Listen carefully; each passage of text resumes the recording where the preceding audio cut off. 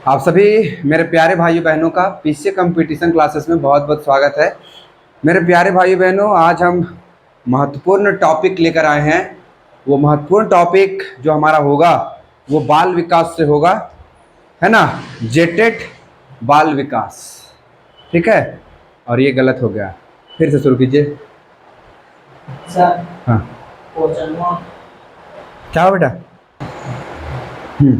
तो चलिए हम लोग देखते हैं जेटेट बाल विकास, है ना। महत्वपूर्ण टॉपिक है आपका, फिर से शुरू करो। तो जेटेट बाल विकास, आज हम लोग महत्वपूर्ण एमसीक्यू देखेंगे। तो पहला प्रश्न है आपका यहाँ पर, बाल्या अवस्था की अवधारणा से क्या अभिप्राय है ना। बाल्या अवस्था की अवधारणा से क्या अभिप्राय है? पहला ऑप्शन है, यह विभिन्न सांस्कृतिक संभाव्य में सार्वभौम रूप से समान है। दूसरा ऑप्शन है, समकालीन सामाजिक संरचनावादी मनोवैज्ञानिक के अनुसार यह एक सामाजिक संरचना है। तीसरा ऑप्शन है, यह है कि बच्चे दुष्ट रूप से पैदा होते हैं और उन्हें सभ्य बनाना होता है। तीसरा ऑप्शन है आपका, यह कि बच्चे सुनने से शुरू अंत करते हैं और उनके गुण पूरी तरह से परिवेश द्वारा निर्धारित किए जाते हैं। तो आप सभी को बताना है कि इसका सही जवाब क्या होगा, है ना। बाल्यावस्था की अवधारणा से क्या अभिप्राय है? तो इसका सही जवाब होगा ऑप्शन नंबर बी, है ना।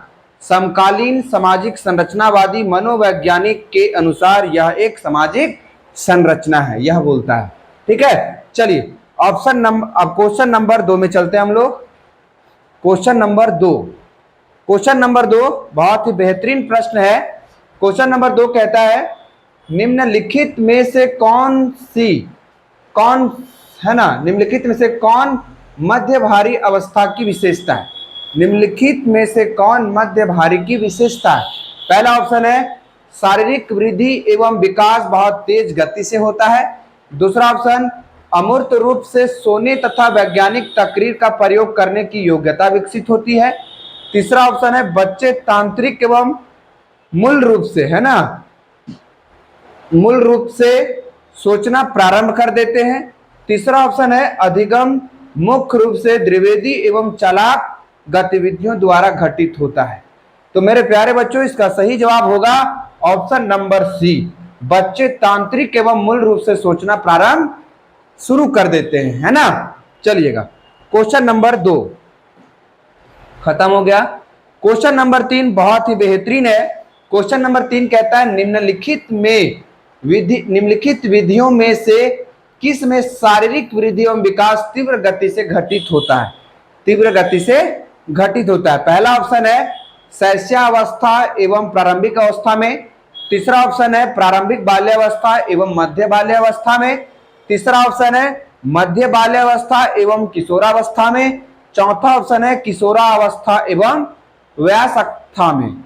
तो मेरे प्यारे बच्चों, इसका सही जवाब होगा, जो शारीरिक वृद्धि एवं विकास तीव्र गति से घटित होता है वो होता है शैशव अवस्था एवं प्रारंभिक बाल्य अवस्था में। ऑप्शन नंबर ए इसका सही जवाब होगा, है ना। चलिएगा, अगला प्रश्न बहुत ही इंपॉर्टेंट प्रश्न है, कई बार आपके एग्जाम में आ गए हैं ये सारे के सारे प्रश्न। क्वेश्चन नंबर 4, निम्नलिखित में से कौन विकास के व्यापक आयामों की सही पहचान करता है?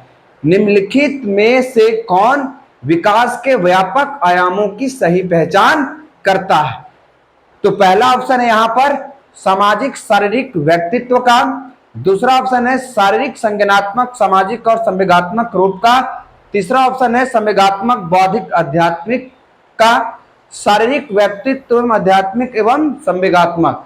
तो मेरे प्यारे बच्चों, इसका सही जवाब जो होगा वो होगा आपका ऑप्शन नंबर बी, शारीरिक संज्ञानात्मक सामाजिक और संवेगात्मक रूप का होता है ना। चलिएगा, अगले प्रश्न की ओर चलते हैं। प्रश्न संख्या 5।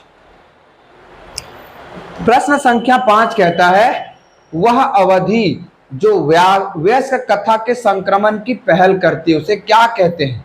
पहला ऑप्शन है आपका बाल्यावस्था की समाप्ति। दूसरा ऑप्शन है किशोरावस्था। तीसरा ऑप्शन है मध्य बाल्यावस्था। चौथा ऑप्शन है आपका पूर्व क्रियात्मक अवधि। तो मेरे प्यारे बच्चों इसका सही जवाब होगा किशोरा अवस्था, है ना। क्या होगा इसका सही जवाब? किशोरा अवस्था होगा, किशोरा अवस्था। चलिएगा क्वेश्चन नंबर 6। क्वेश्चन नंबर 6 कहता है निम्नलिखित कथनों में से कौन सा विकास एवं अधिगम के बीच संबंध को सही तरीके से सूचित करता है? पहला ऑप्शन है अधिगम विकास का अध्ययन किए बिना घटित होता है। दूसरा ऑप्शन है अधिगम की दर विकास की दर से काफी अधिक होती है। तीसरा ऑप्शन है विकास एवं अधिगम अंतः संबंधित और अंतः निर्भर होते हैं। चौथा ऑप्शन है अभी कहाँ एवं अधिगम संबंधित नहीं है। तो मेरे प्यारे बच्चों बहुत इंपॉर्टेंट क्वेश्चन है, इसका सही जवाब होगा ऑप्शन नंबर सी, है ना। निम्नलिखित कथनों में से कौन सा विकास एवं अधिगम के बीच संबंध को सही तरीके से सूचित करता है? तो इसका कौन सूचित करेगा? विकास एवं अधिगम अंतः संबंधित होते हैं। ठीक है, हाँ बोल दीजिए उनको कि आने के लिए।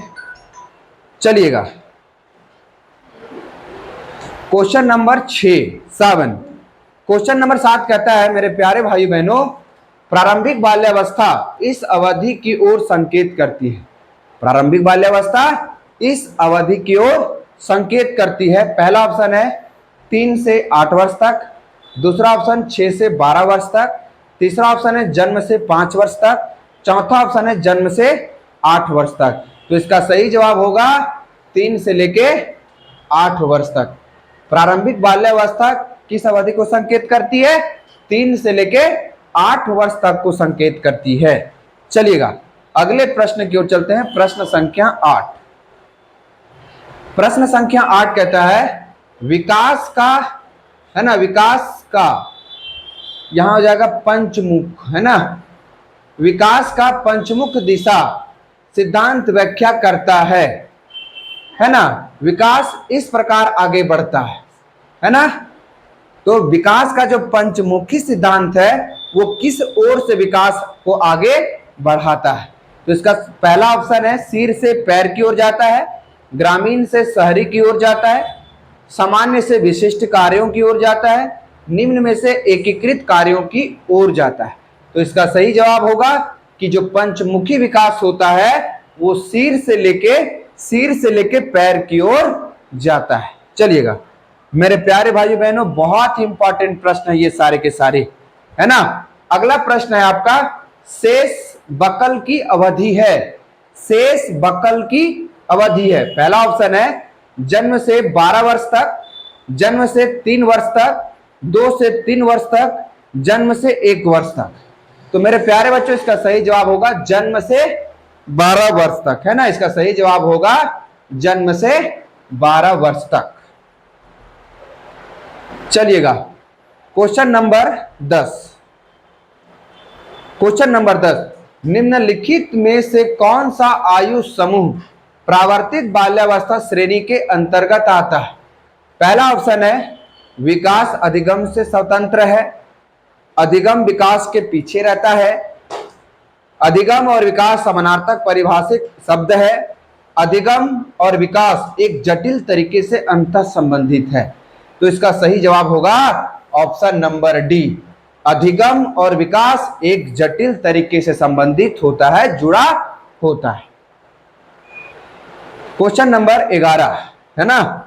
क्वेश्चन नंबर 11 निम्नलिखित में से कौन सा आयु समूह प्रावर्तित बाल्यावस्था श्रेणी के अंतर्गत आता है ना। पहला ऑप्शन है 11 से 18 वर्ष, दूसरा ऑप्शन है 18 से 24 वर्ष, तीसरा ऑप्शन है जन्म से 6 वर्ष, चौथा ऑप्शन है 6 से 11 वर्ष। तो इसका सही जवाब होगा 6 से 11 वर्ष, ऑप्शन नंबर डी, है ना, ऑप्शन नंबर डी। चलिएगा अगला प्रश्न है आपका प्रश्न संख्या 12। संज्ञानात्मक विकास निम्न में से किसके द्वारा समर्पित होता है? पहला ऑप्शन इतना संभव हो उतनी आवृत्ति से संगत और असनियोजित परीक्षाओं का आयोजन करना, दूसरा ऑप्शन उन गतिविधियों को प्रस्तुत करना जो पारंपरिक पद्धतियों को सुधार बनती है, तीसरा ऑप्शन एक समृद्ध और विविधतापूर्ण वातावरण उपलब्ध करना, चौथा ऑप्शन सहयोगात्मक की अपेक्षा व्याख्या कटी वीडियो पर अधिक ध्यान केंद्रित करना। बहुत ही इंपॉर्टेंट प्रश्न है, ये क्वेश्चन आया हुआ है आपका तो इसका सही जवाब हो जाएगा ऑप्शन नंबर सी। चलिएगा अगले प्रश्न की ओर चलते हैं हम लोग। प्रश्न संख्या 13, मानव विकास है मात्रात्मक गुणात्मक कुछ सीमा तक यम, है ना। तो इसका सही जवाब होगा option number A and B. मानव विकास मात्रात्मक भी होता है और गुणात्मक भी होता है। क्वेश्चन नंबर 14 कहता है निम्न में से किसका मिलना उचित है?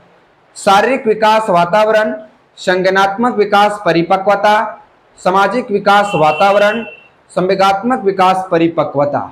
तो इसका सही जवाब होगा सामाजिक विकास वातावरण, है ना। सामाजिक विकास वातावरण का मिलना महत्वपूर्ण आवश्यक है।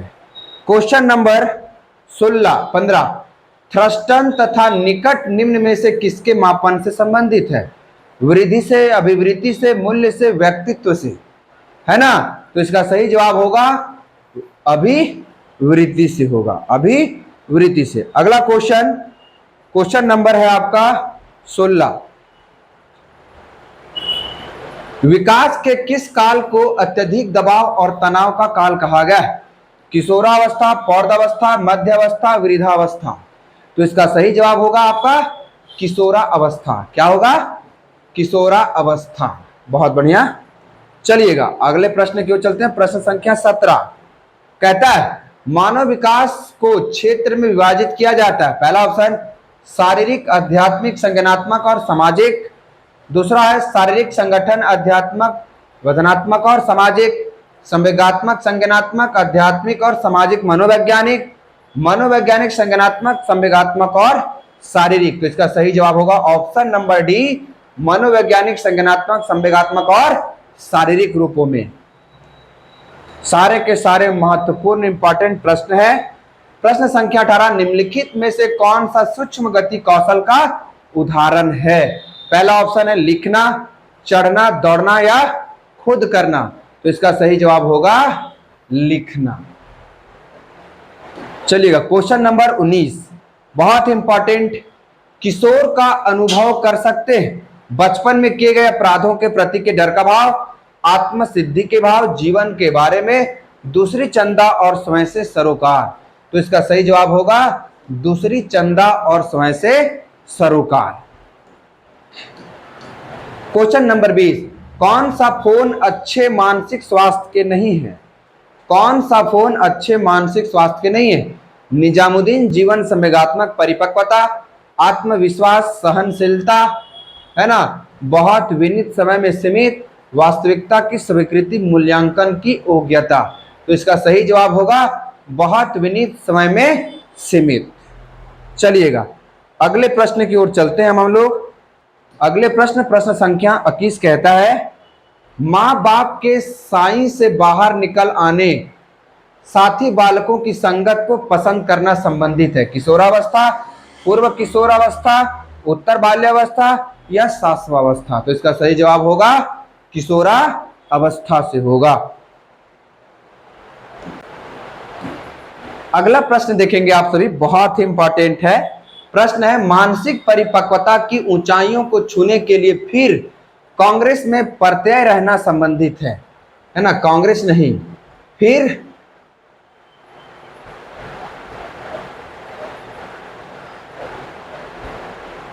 प्रत्यय रहना संबंधित है। किशोरावस्था से, पूर्णतावस्था से, पूर्व बाल्यावस्था से, उत्तर बाल्यावस्था से। इसका सही जवाब होगा किशोरावस्था से। क्वेश्चन नंबर 23, शैशव अवस्था में बच्चों की क्रियाकलाप होते हैं मूल परिवर्तनात्मक, संरक्षित, संज्ञानात्मक, संवेगात्मक। इसका सही जवाब होगा मूल परिवर्तनात्मक। चलिएगा अगले प्रश्न की ओर। 24, प्रश्न संख्या 24, विकास का वही संबंध परिपक्वता से है जो उद्दीपन का है। ऑप्शन नंबर बी, प्रतिक्रिया इसका सही जवाब होगा। चलिएगा क्वेश्चन नंबर 25 कहता है अवधारणाओं का विकास मुख्य रूप का हिस्सा है बौद्धिक विकास का, शारीरिक विकास का, सामाजिक विकास का, संवेगात्मक विकास का। तो इसका सही जवाब होगा बौद्धिक विकास का। तो मेरे प्यारे बच्चों, ये सुपर 25 क्वेश्चन थे सीडीपी बाल विकास के। ये बहुत इंपॉर्टेंट है जो आपके एग्जाम में आने की पूरी संभावना। फिर मिलते हैं हम लोग अगले वीडियो के साथ।